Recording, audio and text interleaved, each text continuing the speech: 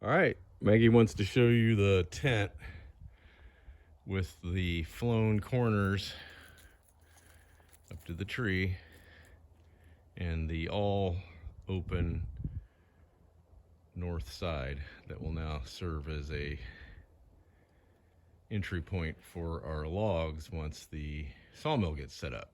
And that's what's on the slate for today, is getting the skid steer out of there, moving the tractor back, doing some manual resurfacing to get it as level in there as I can, some raking, and then we'll start opening up the boxes of the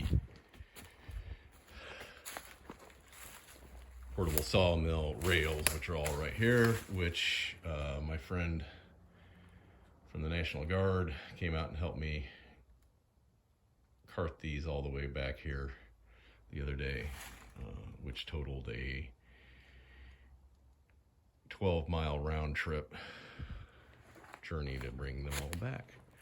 So more gray skies in January, nothing new there, and a muddy dog.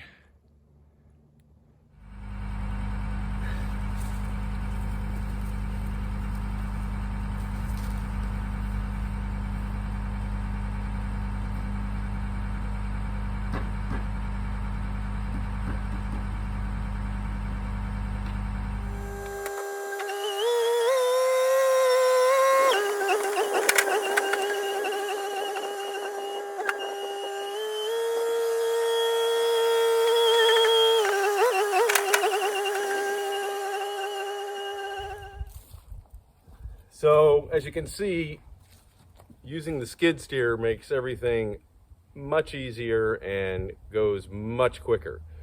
My original thought was that I would be leveling that all out by hand, and that would have taken me all of the rest of today, probably, if maybe even more. I don't think, but things are moving along, and I will check back in with you after I work on this, and we'll start unboxing the saw rails. Alrighty. So here we are with our center rails. I decided that's what I wanted to do.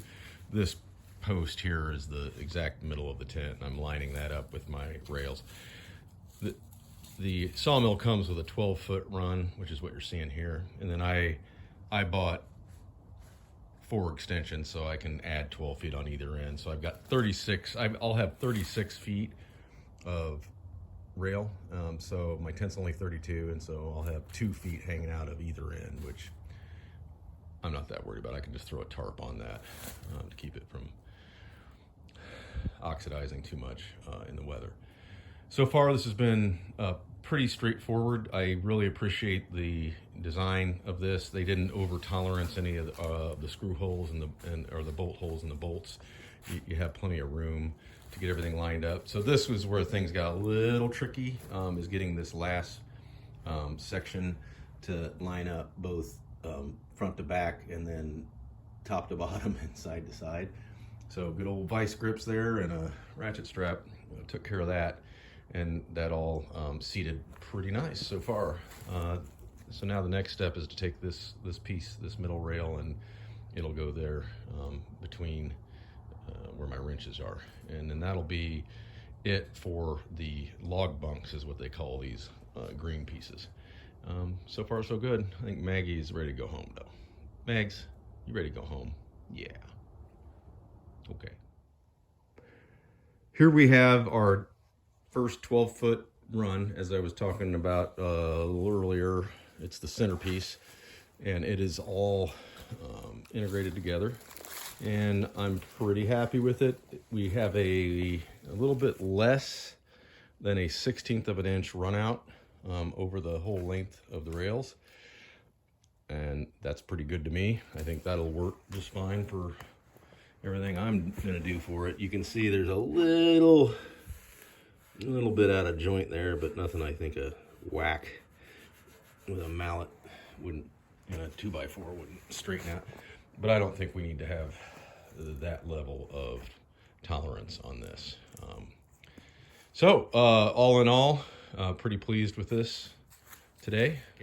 The one thing about this that was a little disappointing was that you've got to take these ends off in both these end log bunks, this one and the one at the far end, in order to put your extensions on. I think with a little more thoughtful design, they probably could have integrated this so that you could add them without having to put them on.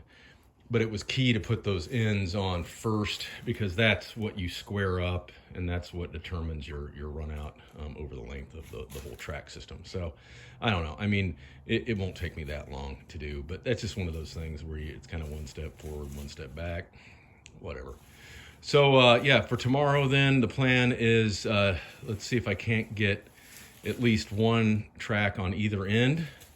And I think that'll probably do the job for the lumber that I am planning on cutting from that pile right there for the house. And I will unveil the sawmill, and we'll move it with the skid steer and drop it onto here and mill on and get it tuned up and start cutting some wood. All right.